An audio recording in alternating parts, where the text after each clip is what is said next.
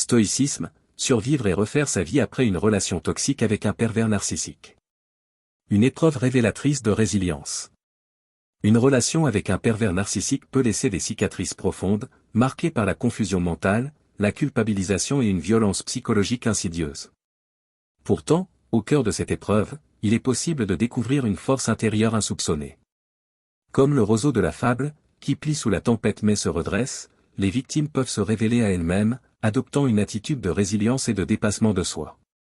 Le stoïcisme, avec son emphasis sur l'acceptation de la réalité et le contrôle de ce qui dépend de nous, offre un cadre puissant pour survivre et se reconstruire.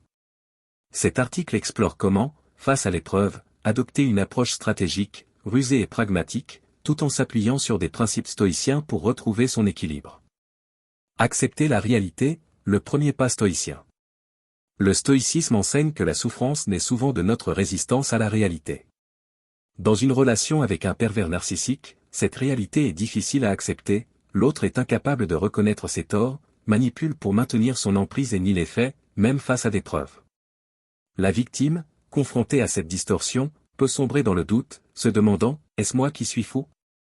Ce phénomène, appelé gaslighting, crée une confusion mentale qui paralyse. Pour avancer, il faut, comme le conseille le stoïcisme, accepter ce qui est. Cela signifie reconnaître la pathologie de l'autre, son incapacité à affronter la réalité sans chercher à le changer. Cette acceptation n'est pas une capitulation, mais une libération. En comprenant que le pervers narcissique agit par faiblesse, et non par force, la victime peut cesser de se battre contre un mur et se concentrer sur ce qu'elle contrôle, ses actions, ses choix, et sa reconstruction. La ruse comme stratégie, une réponse pragmatique. Face à un pervers narcissique, les approches traditionnelles, la fuite ou l'affrontement, sont souvent inefficaces. La fuite, par exemple, peut entraîner des conséquences juridiques graves, comme un divorce pour faute ou des accusations d'enlèvement d'enfants. L'affrontement, quant à lui, alimente le conflit, car le pervers narcissique prospère dans la confrontation et la victimisation. Le stoïcisme, qui valorise la sagesse pratique, suggère une troisième voie, la ruse. La ruse, loin d'être immorale, est une stratégie d'adaptabilité face à un adversaire qui ment, manipule et anticipe la rupture pour maintenir son emprise.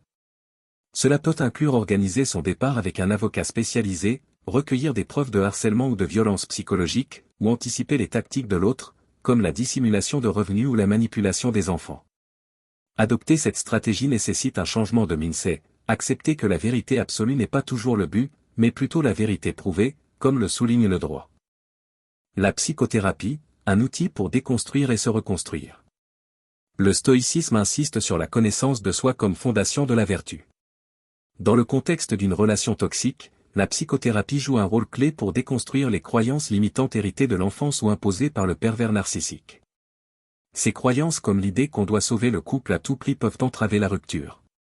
Travailler avec un psychologue permet de confronter ces idées à la réalité, de comprendre ses failles et de retrouver l'énergie nécessaire pour affronter la séparation. Sans cette déconstruction préalable, la rupture peut devenir chaotique, car la victime risque de gérer simultanément la douleur de la séparation et la remise en question de ses croyances. La psychothérapie, en amont, prépare le terrain pour une sortie plus sereine et renforce la capacité à rester ancré dans la réalité, un principe stoïcien fondamental. Protéger les enfants, prioriser leur intérêt supérieur. Lorsqu'il y a des enfants, la séparation avec un pervers narcissique devient encore plus complexe. Le stoïcisme nous rappelle de nous concentrer sur ce qui est en notre pouvoir, et dans ce cas, il s'agit de protéger les enfants de l'emprise psychologique. Le pervers narcissique peut manipuler les enfants, les plaçant dans des rôles dysfonctionnels, l'enfant roi, qui répète ses paroles, l'enfant rejeté, qui défend le parent saint, ou l'enfant neutre, qui réprime ses émotions pour éviter le conflit. Aucun de ces rôles n'est sain. Pour éviter cela, il est crucial de limiter l'influence du parent toxique. Une garde alternée, bien que parfois envisagée dans un espoir de coparentalité, est souvent inadaptée, car elle expose les enfants à la manipulation. Privilégier une résidence principale chez le parent sain, tout en demandant un suivi psychologique pour les enfants, permet de leur offrir un espace sécurisé pour se construire comme individu. Cela demande de surmonter le sentiment d'injustice et d'accepter que l'enfant puisse aimer le parent défaillant, tout en le protégeant de ses comportements nocifs. Faire face à l'horreur, l'acceptation stoïcienne de la douleur. L'une des vérités les plus douloureuses pour les victimes est de réaliser qu'elles n'ont jamais été aimées. Le pervers narcissique, incapable d'altérité, ne voit l'autre que comme un prolongement de lui-même. Cette prise de conscience peut engendrer une tristesse immense, surtout lorsqu'on a construit une famille avec cette personne. Le stoïcisme, ici, offre un remède, accepter la douleur comme partie intégrante de la vie, sans s'y attacher.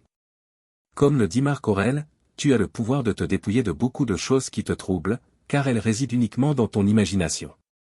Accepter cette réalité ne signifie pas nier la souffrance, mais refuser qu'elle définisse l'avenir.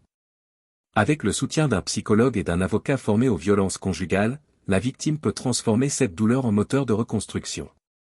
Cela implique aussi d'anticiper que le conflit avec un pervers narcissique ne s'arrête souvent jamais, car il cherche à maintenir son emprise à travers des procédures judiciaires interminables. La réponse stoïcienne est de rester centré sur ses propres actions, en évitant de répondre à la provocation. Conclusion, la résilience stoïcienne comme chemin de liberté. Survivre et se reconstruire après une relation avec un pervers narcissique est une épreuve qui demande courage, stratégie et acceptation.